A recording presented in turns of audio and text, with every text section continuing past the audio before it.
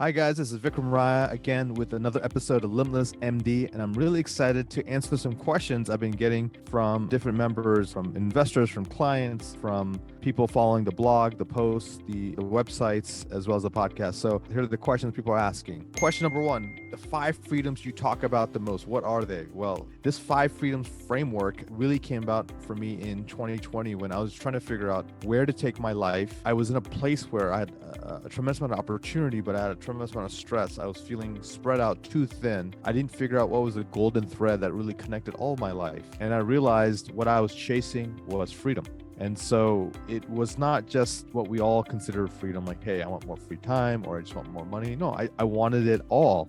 I was like, what does all mean to me? And for me, that meant the 5 freedoms. That meant I wanted to have enough wealth, income, cash flow that I could really take a pause, a breath, and decide, hey, where do I want to spend the rest of the years of my life? And not have to worry about paying the bank, the mortgage, having to take care of my children's college fund, being able to take vacations when I wanted to, live the lifestyle I wanted to, and not have to scrimp, save, and worry and live, quote unquote, below my means. I did not want that. So financial freedom, and more importantly, really financial abundance, was really the number one freedom I was chasing. Number 2 was time. There are a lot of people I know who are very wealthy. They're very successful, but they don't own their schedule. In fact, their schedule owns them. They're not allowed to take vacations. They work 70, 60, 80, 90 hours a week. And they're not overall, I would say, content. They're literally chained to their phone, chained to their work, chained to something. Having that flexibility of free time was super important to me.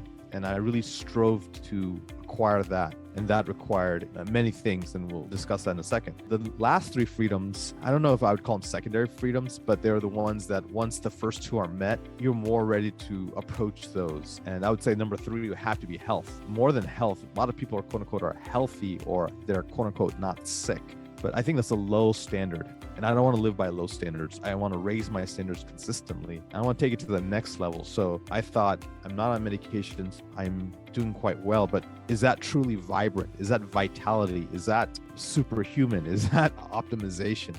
No, it's not. I need to go that next level. So, I really focused on all these strategies to really up level my health into what I call more vitality, human optimization, biohacking, longevity, and anti-aging. And that's what I call a vitality freedom. The last 2 are really nice, and it's really nice to have. Number 4 is mindset freedom. This is the freedom to really have a bulletproof mindset and evolving over time into different levels of consciousness. You go from surviving to stability to comfort to finally resiliency. People will die in your life around you. There will be upturns in your business. Economic crises will occur. There will be a winter coming for everybody.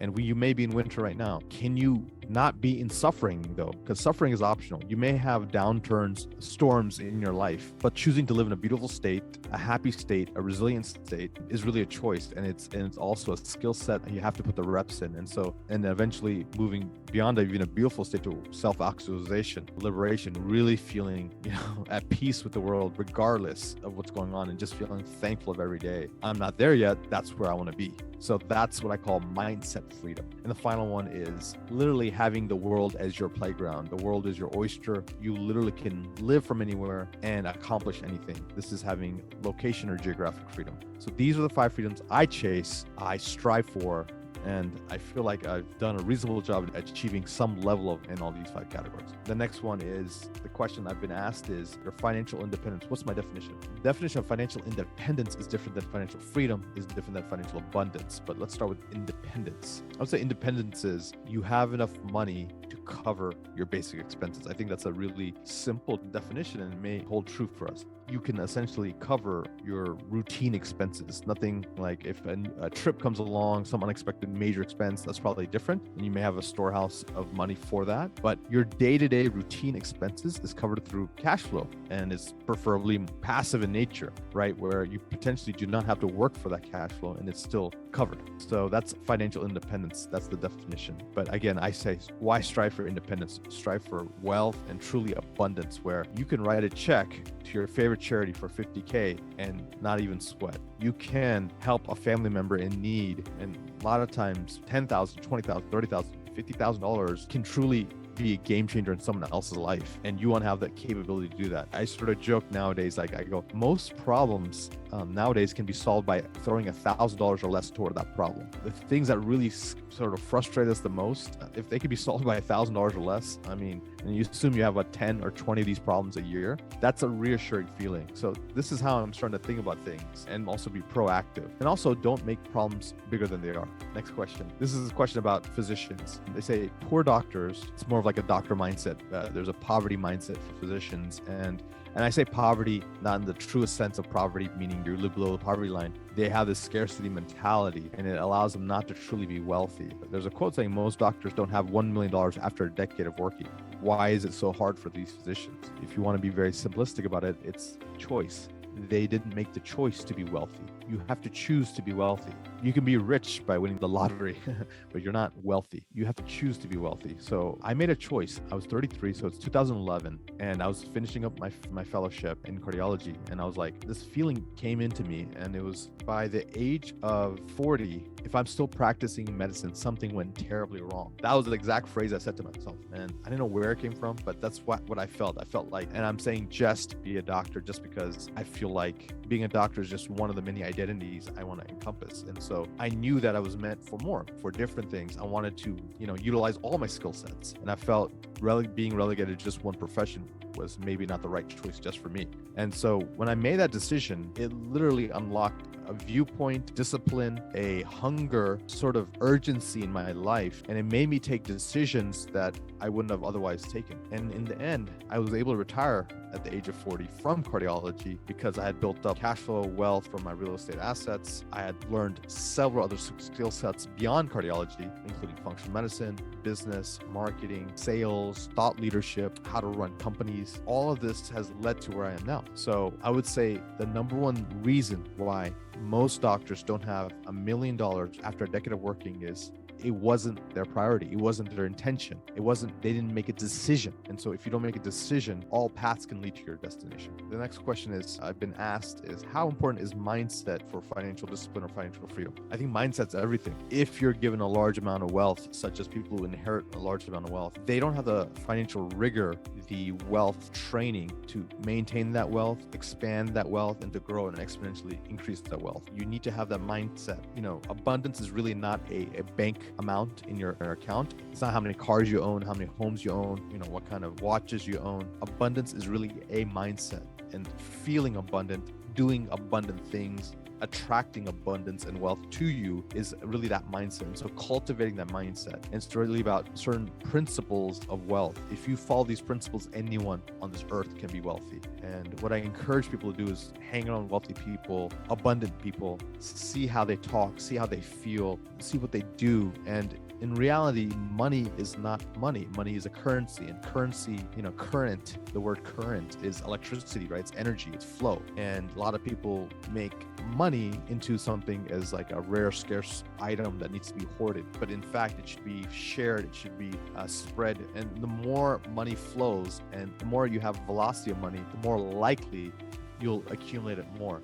And as you give money away and you give wealth and flow away toward things that you believe in, toward causes, toward helping others, inevitably it flows right back to you, and most likely in even greater amounts. Also, if money is also considered value, how much value are you adding to the world in order for you to gain more wealth and money? So these are some of the concepts I have in terms of the mindset. Next question people have asked me is, hey, what steps can one take to get financial independence? Well, this is pretty easy. One, decide what does financial independence mean to you? And again, you can use the simplistic definition I explained earlier. Financial independence could be, hey, I need to earn, let's say, $20,000 a month to be financially independent. Okay, great. So once we have that number, then we have to have a time frame, right? When do you want to achieve this by? Let's give ourselves a typical. So here's what I've known to be true in terms of goal setting, engineering your vision for life. We underestimate what we can do in 3 years, but we overestimate what we can do in 1 year. Using that as a framework, set a robust 3-year vision, and then go back and create a 1-year vision. And then with your 1-year goals, then break it down to quarterly goals. The number one mistake people do in goal setting is they create even 3-year or 1-year vision, 10-year vision, all of that, but they forget to then break it down into the fundamentals. What do I do in the next 90 days that will then contribute toward making momentum toward my 1-year goal. That 90-day period, you need to break it down into what am I going to do in the next 30 days? And in 30 days, what I need to do this week? And this week, what I need to do today to hit my weekly goal? And you may have heard of this from different speakers and different thought leaders, but it's consistent iteration, feedback saying, hey, I'm on track, I'm not on track, let's adjust. And that will, by you winning the micro race, you can win the macro marathon. Those are the steps. So also education. So overall, those are the steps, but the themes you need are, you need education, you need awareness, and you need action. And then the life or the world will give you feedback and you adjust along the way. And if you want to fast track this whole thing, model success. Do you have a friend who achieved financial independence? Do you have a mentor, a coach, a book whose author has already done it? And they've already outlined it all to you. Then you can literally copy, steal, borrow, mimic their strategy and do the same thing. Next question. Why real estate is a financial vehicle for freedom? I firmly believe that real estate has been proven for the last 5,000 years to be the most powerful wealth creation vehicle on the planet. And I'll say that again. It has literally been the most powerful wealth creation vehicle on the planet. And it will stand the test of time. There are things that will come. Crypto will come and eventually go. Different companies will be here and go.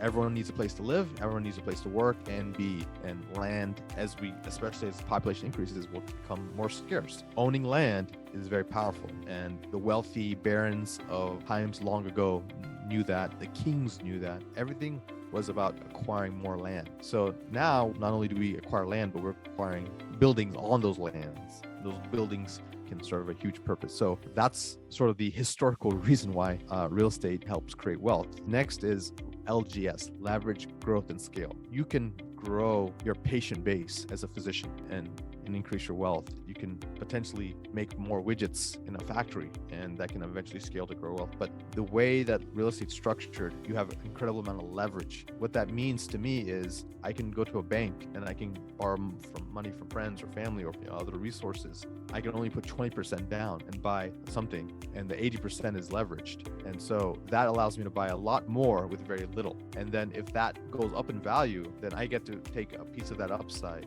and eventually pay back the loan and increase my equity share. That same transaction can also be tax efficient. It can protect. The way the governments in the world have created the tax laws is they encourage you to buy real estate because they give you tax benefits to owning real estate. They're encouraging entrepreneurs. They're encouraging investment. That's number 2. Number 3 is if it happens to be a property that even it's a parking lot, it's generating cash flow. If it's a restaurant, generating income, a hotel, a multifamily apartment complex, all these things also generate cash flow and income. So that multiple streams of income, wealth appreciation, tax efficiencies, and the fact that you can use leverage, growth, and scale is really why real estate is a very powerful vehicle. And the great thing is you can do it full-time, you can do it part-time, you can do it active, you can be passive. And so the optionality is another reason why this is so powerful. The next question we have is, I don't want to manage properties. Is there a better way? Yes, you can passively invest in real estate. In fact, we have a real estate fund we set up just for that. So many investors and friends I have all over the country, they're high income earners, they're business owners, they're entrepreneurs, they're doctors, they're people who have incredible amount of money and they want to put that money to use. And one of the best ways is in certain types of real estate asset classes. And I have to, reference what I do, which is multifamily. You can essentially get probably 75% of the benefits of actively investing by investing passively and not have to do any work, right? The initial work is understanding the investment, vetting the sponsor or representative of the investment, making sure that you believe in the business plan and all of that works and you do your due diligence. But once you've done that and you invest and you wire the funds, then you get to sit back and relax and just monitor your investment and enjoy. So there's very few places where you can essentially get 75 to 80% of the benefits of actively investing while still being passive. So that's one way. Now, if you enjoy it, if you want to grow this, if you have that entrepreneurial spirit, or if you want to do a side hustle, or this is something you really want to pursue, then consider starting small, single family, duplex, quads, things like that, or other asset classes, and then get the education.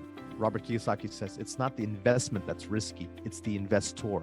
Again, by becoming knowledgeable, understanding the nuances of that new field you're studying, whether it's real estate or anything else, modeling best practices, figuring out the protocols and the procedures and the methodology of investing, and then starting small, making small mistakes, adjusting, improving, and then scaling up, you're able to then really create another second six-figure income or seven-figure income. So here's an interesting question. Market's too hot.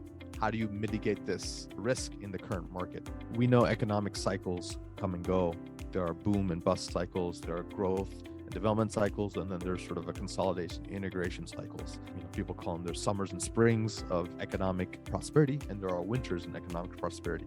We're in a time where there's a concept of the 20-year economic cycle. And if we believe that 20-year economic cycle, the last time that there was a major correction was 2008.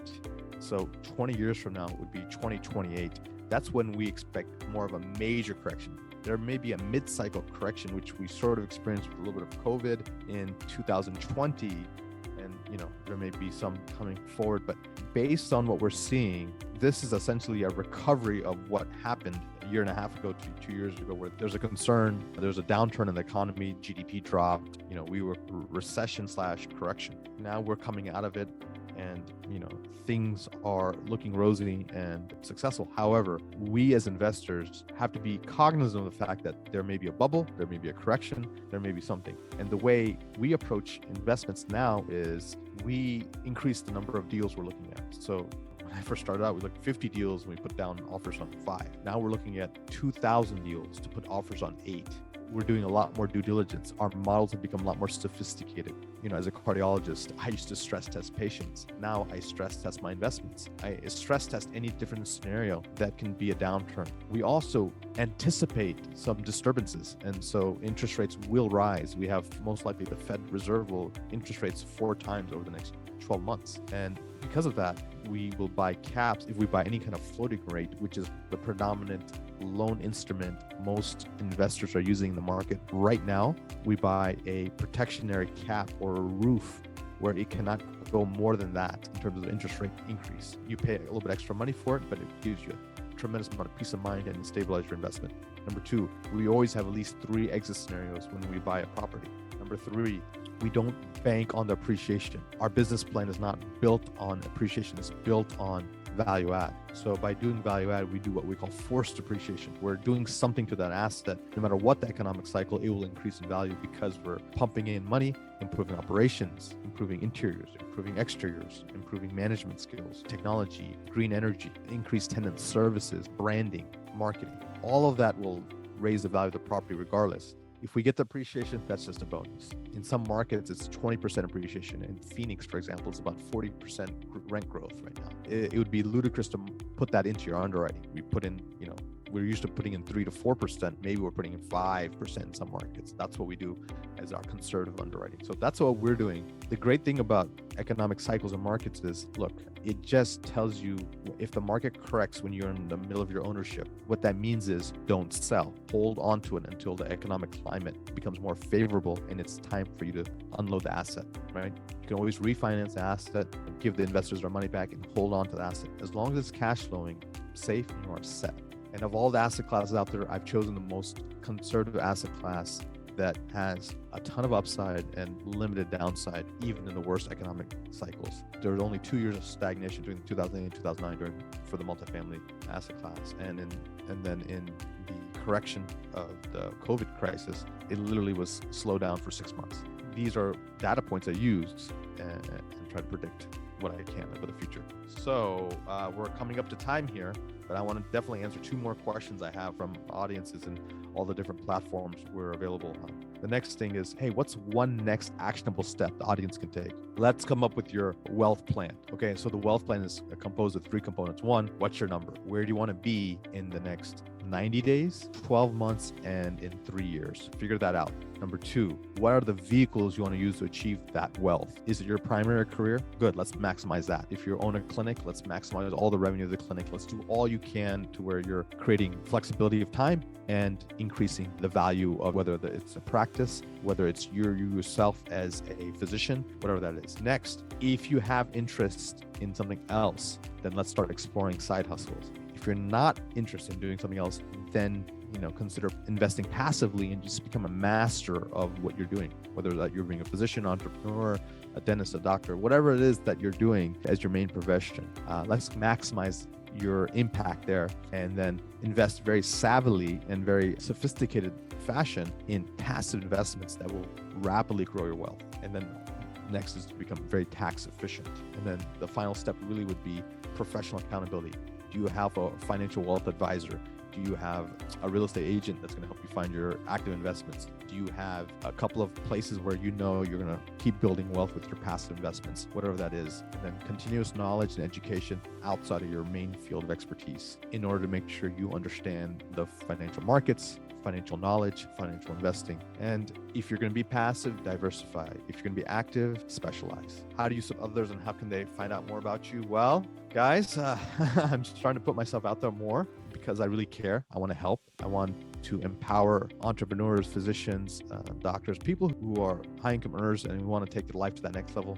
I want to help them do that. And people have helped me get to where I am in my life, and I just want to pay it forward. Love for you to follow me on the podcast, which is Limitless MD, the Limitless MD podcast, which is about freedom, wealth, and human optimization. If you're interested in real estate, check out our website, vikingmultifamily.com. And otherwise, stay in touch. I'm also available on LinkedIn, linkwithvic.com. And with that, guys, I hope this episode of the Limitless MD podcast was very powerful and look forward to talking to you guys soon. Thank you.